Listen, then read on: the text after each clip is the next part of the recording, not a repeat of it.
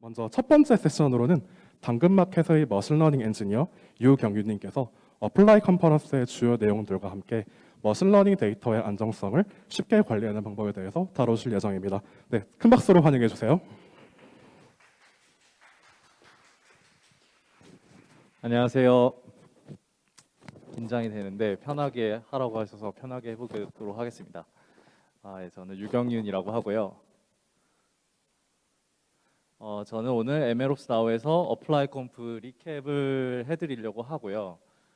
오늘의 내용은 어플라이 컴프의 행사에 대해서 소개를 하고 또 2022년 5월 행사에서 어플라이 컴프 5월 행사에서 어떤 스피커가 있었는지 또 어젠다가 어떤 게 있었는지 같이 둘러보려고 합니다.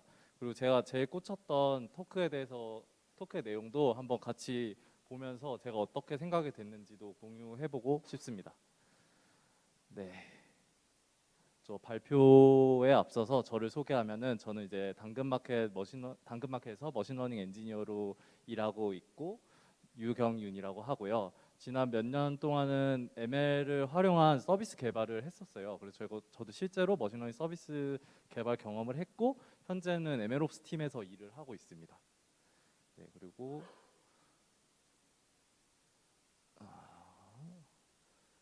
네, 사실 저도 MLOps를 알아가고 있는 중이라고 생각을 해요.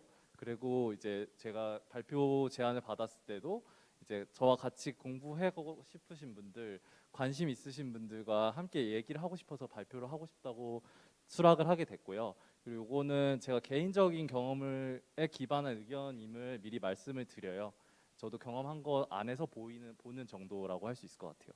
그리고 현재 저는 MLOps에 많은 분야가 있다고 생각하는데 이제 모델 개발과 실험의 생산성을 향상하고 또 ML 서비스의 안정성을 확보하는 데 집중을 하고 있어요, 저는. 그리고 이런 분야가 되게 넓지만 사실은 동료들과 오너십 공유하면서 실제 프로덕트를 만드는 동료들과 이제 ML 옵스적인 관점에서 바라보는 저와 오너십을 공유하고 더 효율적으로 안전하게 머신러닝을 개발하기 위해 노력하고 있다고 말씀드릴 수 있을 것 같습니다. 네. 그다음에 네. 그리고 MLOps 관련 컨퍼런스에 관심을 갖게 된 이유는 잠깐만요. 타이머 좀 켜고 하겠습니다. 네. 갖게 된 이유를 말씀드려야지 어플라이 컴프를 어떤 생각으로 보실지에 대해서 공감을 하실 수 있을 것 같아서 이런 내용도 준비를 했는데 이제 저는 우리 팀이 어떻게 더 효율적으로 개발하고 안전하게 서비스할지에 대해서 고민을 하고 있어요. 근데 그게 우리 팀이 지금 단계에서 갖고 있는 문제나 고민을 먼저 경험한 회사들이 분명히 있다고 생각을 하거든요. 뭐 예를 들면 실리콘밸리의 테크 자이언트들은 사실은 머신러닝을 먼저 도입을 하고 이런 걸 경험을 했고 그런 경험을 공유를 해주고 있어요. 또 그런 뭐 앞으로 만날 페인 포인트를 미리 예상을 하고 해결 방법을 고민해서 솔루션으로 제공하는 회사들도 있어요. 그런 솔루션 업체들도 많고 그래서 직접 고민하는 것도 정말 좋지만 다른 팀의 경험을 듣고 스터디 해보자 이런 생각으로 어플라이 컴프를 더 관심 있게 보게 됐습니다. 네, 어플라이 컴프에 대해서 소개를 해드리려고 하는데요. 혹시 뭐 어플라이 컴프 보신 분 있으면 손 좀 들어주실 수 있을까요? 아무도 안 보셨나요? 네, 이제 제가 소개 드리면은 재밌게 다시 봐주실 수 있으면 좋겠습니다. 이제 어플라이 컴프는 ML 데이터 엔지니어링 컨퍼런스라고 써 있어요. 그래서 이제 ML 쪽에 특히 데이터 엔지니어링에 좀 관한 내용이 많은 컨퍼런스고 텍톤이라는 회사가 주도적으로 이 행사를 운영을 하고 있어요. 지금 현재까지 제가 확인해 보니까 총 4회 이벤트가 있었고 연간 1회만 진행되는 이벤트는 아닌 것 같아요. 그래서 또 뭐 올해 있을지 모르겠지만 뭐 이벤트가 있고 뭐 이렇게 됩니다. 그리고 이제 텍톤이 그럼 어떤 회사인지 좀 궁금하실 것 같아요. 왜 이거를 주도하고 있는지. 그 텍톤은 예. 잘 안 들리나요? 네, 텍톤은 이제 피처 플랫폼 for ML이라는 주제로 이제 서비스를 하고 있는 거고 more than a feature store라고 주장을 해요. 그래서 피처 스토어로 규정할 수 있지만 본인들은 피처 플랫폼 좀 더 피처 스토어보다 더 확장된 것들을 하려고 하는 것 같아요. 그리고 텍톤이 블로그를 작성을 하는데 상당히 인사이트가 있어요. 그래서 저는 개인적으로 텍톤에 관심을 갖게 된 게 어떤 블로그를 접하게 됐고 그 블로그가 엄청 내용이 좋아서 이 회사 좀 괜찮은데라는 생각을 하게 됐어요. 그 전에 찾아보니까 전에 우버에서 있었던 엔지니어들이 창업을 했다고 하더라고요. 그래서 어쨌든 우버에서 먼저 경험한 부분을 뭐 여기 텍톤 서비스에 많이 녹이지 않았을까 그런 생각도 좀 들고 그 오픈 소스 피처 스토어 개발할 때 사용할 수 있는 피스트도 많은 기여를 하고 있어요. 네, 어플라이 컴프에 대해 연사에 대해서 소개를 드릴 건데요. 총 52명의 2022년 5월 행사에서는 총 52명의 그 연사들이 참여를 했어요. 근데 그 중에는 뭐 진짜 눈에 띄는 사람들도 많이 있었는데 뭐 GPU의 스탠포드 대학교 교수, 그 머신러닝 시스템 강의하시는 분이죠. 그리고 피스트 커뮤니티를 운영하시는 분도 있었고 스포티파이에서도 참여를 했고 또 어라이즈 AI라고 그 ML 옵저빌리티 부분에서 상당히 잘하고 있다고 생각되는 회사에서도 참여를 한다고 했고 또 고젝에서도 참여를 했는데 뭐 고젝이 피스트의 초기 개발을 한 걸로도 유명해서 사실 좀 관심이 갔고 그리고 MLOps 커뮤니티를 운영하고 있는 디미트리오스 같은 분도 참여한다고 해서 저는 관심이 갔어요. 그래서 제가 실제로 어플라이 컴프 강의를 찾고 페이스북에 이런 회사들이 눈에 띈다 한번 보고 싶다라고 공유도 했었고요. 보면은 뭐 데이터브릭스나 뭐 애니스케일 그 레이 개발한 회사나 뭐 메타의 파이톨치 팀에서도 와서 강의를 했고 뭐 스냅이나 허깅페이스 같은 데서도 참여를 했습니다. 네. 이제 어젠다 쪽으로 넘어가면 2022년 5월에는 그 30분짜리 토크가 한 12개, 그 한 10분 정도 소요되는 라이트닝 토크가 22개, 그리고 워크숍이 4개가 진행이 됐어요. 그래서 ML 데이터나 시스템, 팀빌딩 등 다양한 주제로 이야기가 있었습니다. 네. 이제 전체 어젠다를 같이 한번 둘러볼 건데요. 이제 어떤 내용이 나왔는지 둘러보면서 본인에게 필요한 내용이 있는지 빠르게 파악하시면 좋을 것 같습니다. 네. 이게 이제 컨퍼런스를 보면 제가 이제 진짜 이 발표를 수락하고 컨퍼런스를 진짜 다 봤거든요. 그러니까 워크숍 빼고 다 봤는데 그거를 대충 로 데이터로 정리한 부분 노트가 있어서 뭐 나중에 혹시 필요하시면 보실 수 있고요. 네, 정리는 안 돼 있긴 하지만 확인하실 수 있습니다.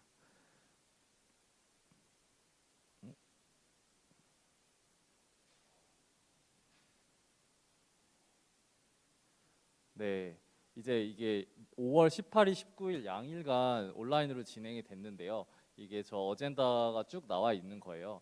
그래서 살펴보면은 뭐 머신러닝 플라이힐에 관한 이야기, 그 데이터브릭스에서 델타 레이크라는 그 프로덕트를 홍보하기 위해서 설명을 했고요. 레이크하우스 뭐 그런 거고, 그 온라인 예측과 지속적인 학습을 위한 뭐 온라인 예측과 지속적인 학습을 위해서 필요한 점들을 공유한 치퓨엔 교수의 강의도 있었고, 그리고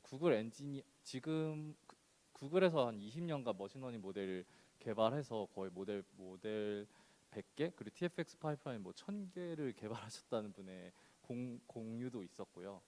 뭐 심플한 구조로 피처 스토어를 만드는 그런 방식에 대해서 공유하신 분도 있었고요. 예, 뭐 스노우플레이크랑 람다랑 레디스 조합으로 아주 간단하게 피처 스토어를 개발하신 분도 있더라고요. 그다음 뭐 페이먼트 회사에서의 피처 스토어 구축 내용이라든가 뭐 SQL을 사용해서 스트리밍 데이터베이스를 운영하는 메테리얼라이즈에서도 뭐 와서 강의를 했어요. 네.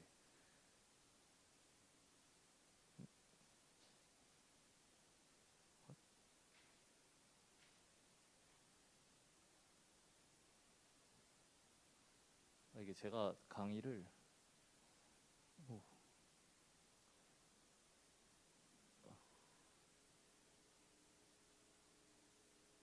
오, 이게 제가 뒤에 정리를 잘못 붙인 게 있는 것 같아서 이거 여기로 다시 하겠습니다.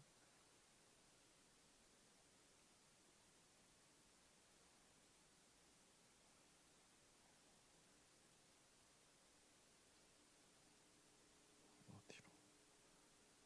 네. 그 다음에는 뭐 투자 회사의 그 머신러닝 쪽 데이터나 머신러닝 툴이나 플랫폼 스페셜리스트가 와가지고 자기가 정리한 ML 스택에서 공유한 부분도 있었고요. 뭐 투자 쪽에서 머신러닝 플랫폼들 어떻게 바라보고 있는지 궁금하시면 확인해 보실 수 있을 것 같아요. 네. 그리고 패널 토크로 데이터 사이언티스트랑 데이터 엔지니어가 어떻게 원팀으로 잘 일할 수 있을지에 대한 논의도 있었고, 뭐 강화학습을 프로덕션에 적용한 내용도 있었습니다. 네, 그리고 뭐 파이톨치에서 데이터 API 관한 내용도 와서 내용을 전달해 줬고요. 그리고 스트라이프라는 회사에서 프로드 디텍션 개발에 관해서 프로드 디텍션 시스템 개발 중인 개발자가 와서 그 효율적으로 머신러닝을 개발하는 방법에 대해서 그런 개발 방법론의 얘기도 했습니다.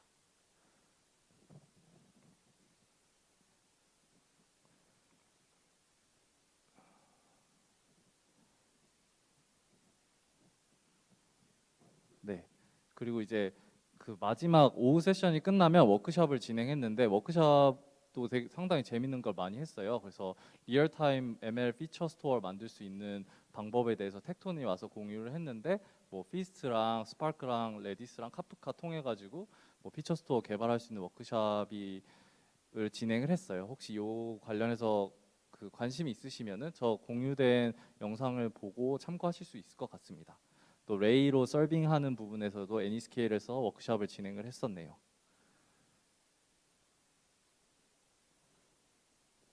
네.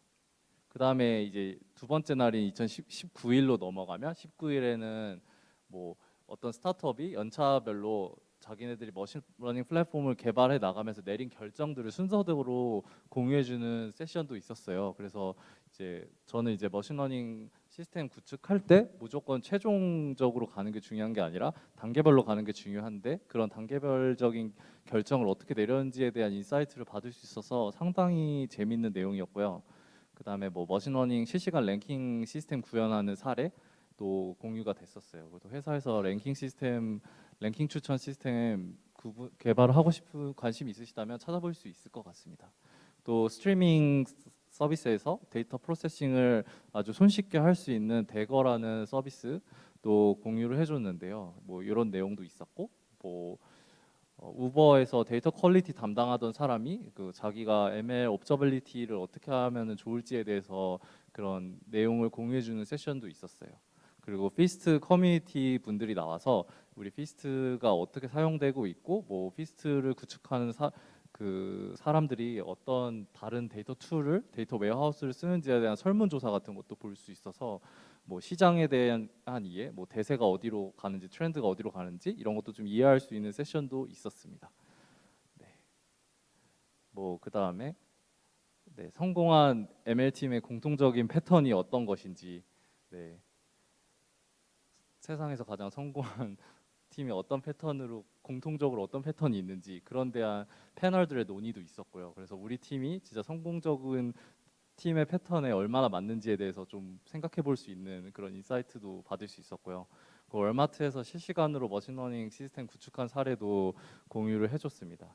그 스냅에서 아까 랭킹 추천 시스템 구축 사례도 공유하고 또 TPU를 사용해서 좀 효율적으로 훈련하는 그런 내용도 공유를 해줬어요. 그리고 허깅 페이스에서도 왔고 뭐 쿠버네티스 위에서 그 커스텀 리소스 데피니션으로 머신러닝 훈련 서빙 API를 추상화해서 뭐 팀 내에 제공하는 그런 방법에 대해서도 공유를 했었어요. 그래서 뭐 쿠버네티스 위에서 뭐 MLOps 플랫폼 개발하시는 분이라면은 관심 가질 만한 서비스 뭐 내용이었을 거라고 생각을 해요.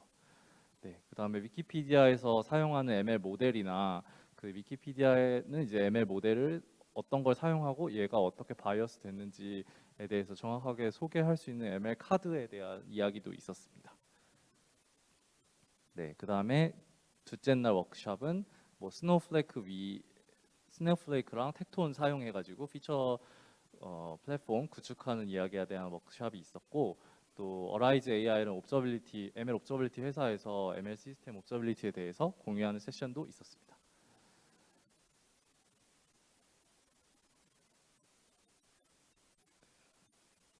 네, 그래서 그 전체적인 어떤 이야기가 있었는지 한번 훑어볼 수 있었는데요.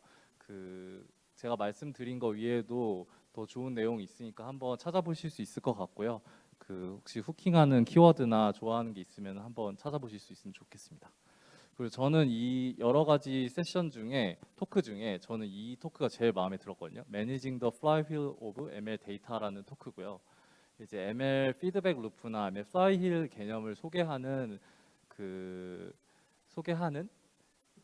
토크라고 할 수 있어요. 그래서 개인과 개인, 팀과 팀 협업할 때 이 플라이휠이 존재하면은 좀 더 빠르게 좀 더 빠르게 오너십을 정확하게 하고 더 빠르게 이터레이션을 돌 수 있도록 하는 이야기나 이 플라이휠이 이제 전체적으로 머신러닝 프로젝트를 운영하는 대한 내용이 나오니까 이게 자신의 조직에 적용을 하고 이 전체적인 그림에서 나는 어떤 문제가 있는지를 확인하고 개선시켜 나갈 수 있는 그런 생각의 프레임워크가 될 수 있을 거라고 생각해서 정말 마음에 들었고, 그리고 위에서 뭐 문제가 발견된다, 그리고 어떤 거가 우리 플라이휠에서 좀 부족하다고 생각이 들면은 이때 어플라이 컴프나 MLOps 월드에 공유된 부분을 찾아보면서 더 좋게 개선해 나갈 수 있지 않을까, 그런 생각에 이 토크를 고르게 됐습니다. 네, 그리고 다음에 소개드릴 내용은 제가 원본 슬라이드를 캡처해서 한 건데 원본 슬라이드도 링크를 달아놨으니까 나중에 공유 받으실 때 쓰시면 있을 것 같습니다. 네, 그래서 이 토크에 대해서 좀 설명을 해드리면, 네,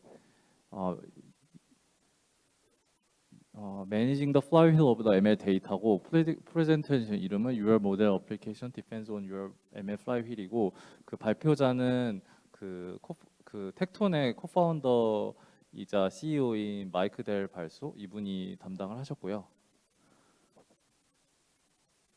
네, 이제 설명을 해보면 이제 머신러닝이 되게 많은 산업에서 많은 곳에서 사용이 돼요. 예를 들어 아마존의 추천 시스템도 있고 넷플릭스에서 영화를 추천해주기도 하고 뭐 사기꾼을 잡는 프라우드 디텍션 시스템이 있어요. 네, 그래서 머신러닝 프로젝트를 라이프 사이클로 나누면 4개의 스테이지라고 구분을 할 수 있는데, 아이디에이션을 하고 그다음 개발을 하고 프로덕셔나이제이션을 하고 오퍼레이션을 한다, 이렇게 4단계로 나눌 수 있는데, 우리가 실제 프로덕션과 오퍼레이션에서 힘든 상황을 많이 겪게 돼요. 그래서 오늘 이야기의 컨셉은 일종의 멘탈 프레임워크인데요. 우리의 ML 프로젝트를 프로덕셔나이즈하고 오퍼레이션하는 것을 보다 쉽게 만들어 준다고 합니다. 네. 사실은 이 발표자가 그렇게 말했고 저도 엄청 공감을 해서 오늘 공유에 가져왔게 됐고요.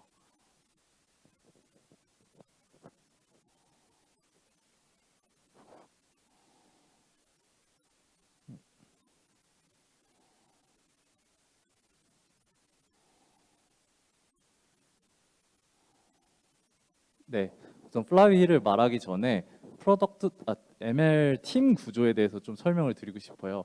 우선은 두 종류가 있는데 ML 프로덕트 팀이 있어요. 프로덕트 팀은 이제 궁극적으로 제품을 전달하는 팀이에요. 머신러닝 프로덕트를 제공하는 팀이고, 뭐 팀의 구성을 보면 머신러닝 엔지니어나 데이터 사이언티스트나 프로덕트 엔지니어링이 같이 있는 그런 팀이라고 볼 수 있어요. 그래서 데이터 팀과 인프라 팀의 서포트를 받는 존재고, 그 다음에 ML 플랫폼 팀이 있을 수 있어요. ML 플랫폼 팀은 ML 프로덕트 팀을 서포트하는 역할이고요. 이제 엔지니어링적인 부분을 중앙화하여 재사용이 가능한 컴포넌트를 ML 프로덕트 팀에게 제공을 하는 거예요. 그럼 이러면 이제 ML 프로덕트 팀은 자신의 프로덕트 문제에 집중을 할 수 집중해서 문제를 개발을 하고, 이제 엔지니어링적인 힘든 부분은 ML 플랫폼 팀이 가져와서 할 수 있겠죠. 그래서 ML 플랫폼 팀은 어떤 더 좋은 구조로 더 재사용이 가능한 컴포넌트를 개발해서 프로덕트 팀에 전달을 한다고 볼 수 있을 것 같습니다. 네. 그리고 프로덕트 팀은 궁극적으로는 디시전 API를 제공한다고 해요. 약간 일반화를 하는 건데, 예를 들어 뭐 리코멘데이션을 만들거나 가격을 예측하거나 프라우드 사기꾼인지 아닌지 판단하는 스코어를 만든거나 이런 거 모두 다 디시전에 활용되는 뭐 정보라고 볼 수 있어요. 그래서 디시전 API를 만드는 게 궁극적인 프로덕트 팀의 일이고요. 근데 이제 이렇게 막 추천이나 가격을 예측하거나 프라우드를 찾는 부분이 엄청 중요한데, 이제 비즈니스에서 엄청 중요한 역할을 하는데 어떻게 안전하고 이걸 반복적으로 반복적으로 또 정확한 결정을 내릴 수 있도록 할 수 있을까에 대한 고민을 해볼 수 있을 것 같아요. 그러면 예를 들어 뭐 모델을 한번 개발을 해서 배포를 해놨는데 뭐 시간이 지나서 뭐 시장에 뭐 변화가 생겨서 드리프트가 발생했어요. 그럼 이제 모델 성능이 떨어지고 그럼 우리 비즈니스에도 영향을 주겠죠. 근데 그럼 우리는 어떻게 이거를 더 정확하게 계속 유지할 수 있을까? 그런 생각이 고민이 들 수 있고요.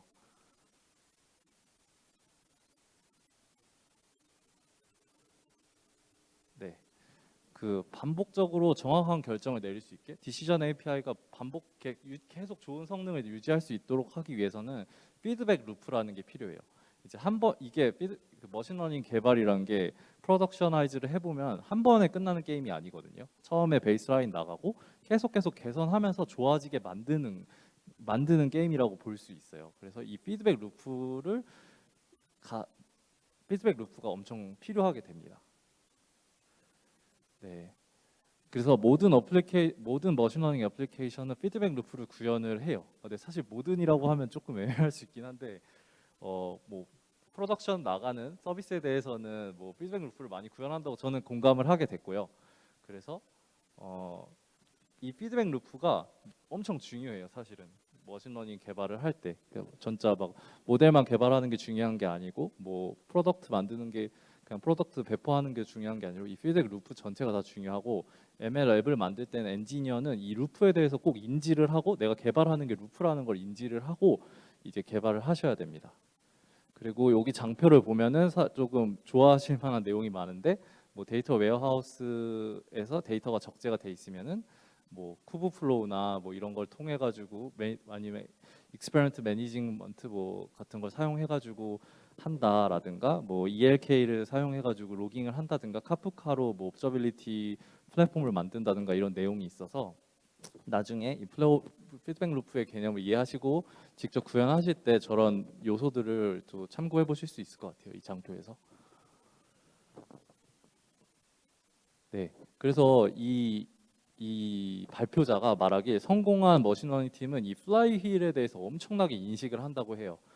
그리고 그런 성공한 팀들은 플라이 휠을 디자인하고 매니징할 도구를 개발하고 그 각 컴포넌트 단위로 이 프로젝트를 생각하는 게 아니라 엔드 투 엔드 이 루프를 생각해서 프로젝트를 개발을 한다고 해요.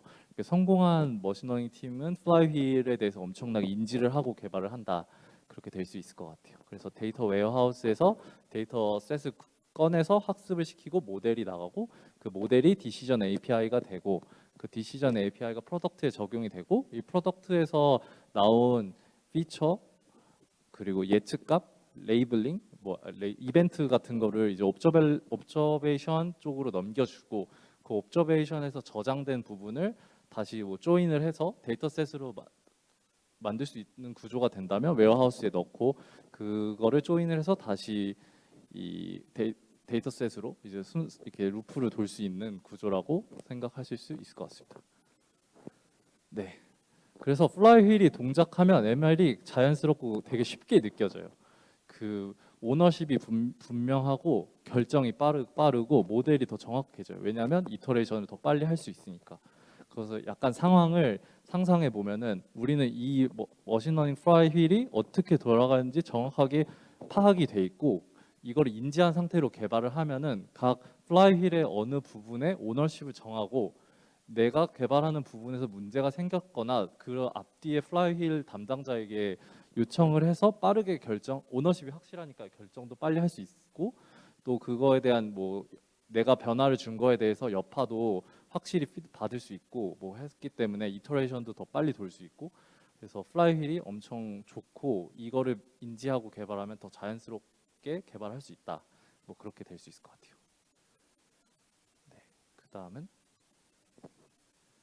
그 플라이 휠이 동작하지 않으면 이제 프로젝트가 느려지고 멈추게 될 수도 있어요. 약간 작은 변경도 큰 업무가 될 수 있고 내가 뭔가 변경을 했는데 이거를 변경하고 싶어서 찾아가도 뭐 누가 누군지도 모르고 그럼 막 여러 명한테 연락해가지고 뭐 이 데이터 누가 쌓고 있나요? 뭐 이 데이터 바꿔도 되나요?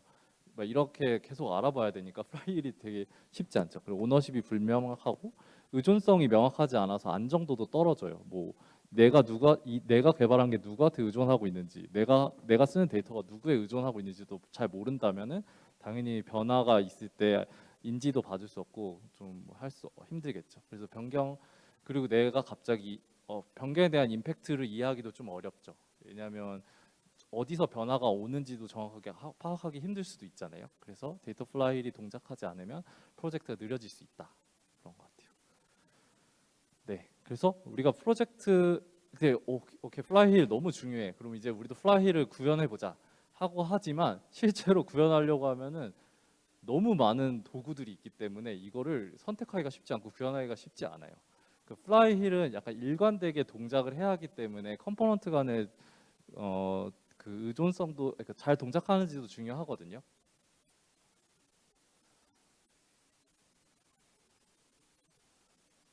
네. 그래서 우리는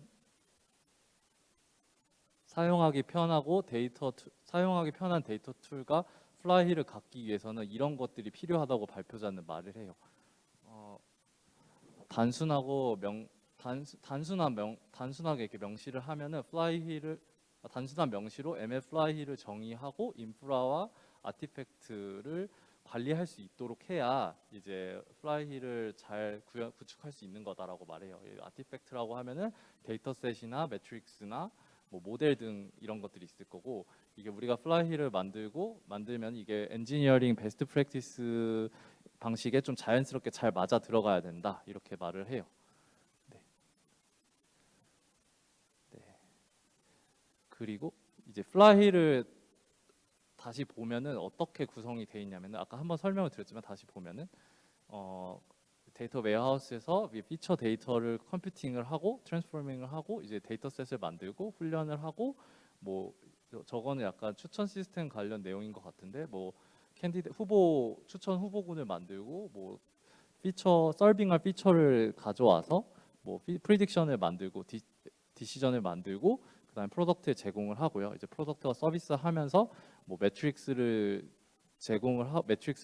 만들고 또 프리딕션이나 피처를 로그를 하고 그러니까 예측값이나 그리고 내가 사용한 피처를 옵저베이션 쪽으로 넣어주고 그 레이블 데이터셋에 이제 정답이 될 레이블도 같이 옵저베이션에 넣어줘서 그 이제 우리 서비스가 정확하게 잘 돌아가고 있는지 확인을 할 수 있고, 그다음에 퍼포먼스 우리가 레이턴시가 얼마인지 CPU 얼마 쓰는지 이런 것도 보고 또 프리딕션 로그랑 피처랑 조인도 하고 레이블과 조인도 해가지고 다시 데이터셋을 만드는 거예요. 그러면 이런 거를 잘 하기 위해서는 이제 피처 플랫폼이란 게 필요합니다. 네. 네. 근데 지금 한번 조금 다시 설명을 드리면 플라이휠이 피처 플랫폼은 아니고 저는 ML 플라이휠이란 게 중요하고 프로젝트를 진행할 때 이 플라이휠을 인지하고 개발을 해야 된다고 생각을 하고 그게 우리의 멘탈 프레임워크라고 생각을 하고요. 그 다음에 이 플라이휠을 실제로 시스템으로 구현할 때는 피처 플랫폼이라는 게 상당히 도움이 된다라고 이해하실 수 있을 것 같아요. 그리고 사실은 이 발표를 주도한 텍톤이 피처 플랫폼을 만든 회사이기 때문에 약간 본인들의 약간 생각이 많이 들어가 있긴 한데요. 저는 앞서 말한 ML 플라이휠이나 뭐 피처 플랫폼 전반적으로 많이 공감이 되기 때문에 또 계속 내용을 살펴봐도 좋을 것 같다고 생각이 듣습니다. 네, 여기서 말하는 거는 이제 피처 플랫폼이 피드백 루프의 상단의 그 윗부분에 큰 임팩트를 준다고 해요. 그 데이터 학습하고 디시전 내리는 부분에 도움을 많이 주고, 네. 그리고 그 피처 플랫폼인 텍톤이 어떻게 동작하는지 이렇게 장표를 준비를 해줬고요. 그래서 뭐 아까 피처 플랫폼은 단순하게 명시를 해야 된다고 했는데 그 부분은 이제 파이썬 파일로 저렇게 명시적으로 선언을 해놓을 수 있고, 이것들이 싱글 데이터 소스 뭐 데이터 스노플레이크 같은 데 들어가 있고 이제 트랜스포럼 해가지고 온라인 스토어나 오프라인 스토리지나 온라인 스토리지로 들어가서 각자 뭐 리얼타임 API에 호출이 되거나 뭐 오프라인 스토리지로 들어간 부분은 뭐 훈련 데이터셋으로 다시 덤프를 떨궈서 다시 사용할 수 있도록 합니다. 약간 요즘에 많은 피처 스토어 구성이 약간 이렇게 돼 있는 것 같아요. 네. 그러면 어떻게 이 뭐 데이터 관리 패턴을 ML 플라이힐 전체에 적용할 수 있을까? 뭐 그런 고민이 있고요. 그렇기 위해서는 클로즈 더 루프라는 개념이 들어가요. 앞서서 사실은 몇 번 얘기를 했는데 이제 저 오타가 원하는 피처와 레이블을 이제 클라우드 데이터 웨어하우스에 저장을 하는 거예요. 로깅을 하는 거거든요. 이제 보통 사실 제가 이런 식으로 클로즈 루프 하는 경우를 프로덕션에서는 아직까지는 만나보지는 못했긴 했는데 이렇게 하면은 정말 좋을 것 같다는 생각을 하고 있기는 해요. 그래서 이제 서비스를 하시면서 피처를 받잖아요. 서빙에서 그 서빙에서 받은 피처 그대로 데이터 웨어하우스에 다시 넣어서 나중에 훈련에 다시 사용할 수 있게 되고요. 그리고 뭐 피처만 있으면은 레이블이 없으면 이제 훈련을 못 하니까 뭐 이 프로덕트에서 발생하는 이벤트 중에 뭐 레이블이 담당하는 게 있으면 조인할 수 있는 구조로 프로덕트를 만들어서 이제 웨어하우스에 넣고 그 웨어하우스에서 조인 돼가지고 다시 모델이 훈련이 데이터셋을 만들어지고 프로덕션 뭐 모델이 이제 프로덕션 프로덕트에 들어가고 그래서 이제 클로즈 루프가 되는 거죠.